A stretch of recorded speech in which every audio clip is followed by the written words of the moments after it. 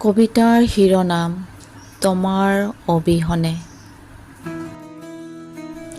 নমস্কাৰ, মই নিলুফা য়াসমিন।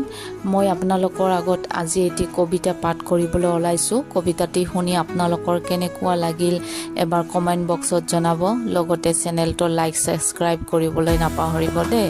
আপোনালোকৰ সহযোগিতাত মোৰ মনৰ পৰা বহুত উৎসাহিত জাগি উঠে। ধন্যবাদ। তুমি জানা, তোমাৰ অবিহনে জীয়াই আছো হাঁহি হাঁহি। মাথো আমনি কৰে মনৰ কথাবোৰে মাজে মাজে। এতিয়া যে শুনিবলগীয়া কোনো নাই। তুমি জানা, মই সদায় অথত হাঁহিটো সজাই ৰাখোঁ। নহ'লে যে সকলোৱে তোমাৰ কথা সোধে। তোমাৰ অবিহনে জীয়াই আছো। তুমি জানানে, অকলশৰে থাকিলে নহয়, বহুত ভিৰৰ মাজতো মই নিজকে অকলশৰীয়া অনুভৱ কৰোঁ। তোমাৰ অবিহনে জীয়াই আছো মই, কিন্তু কেনেকৈ? ধন্যবাদ।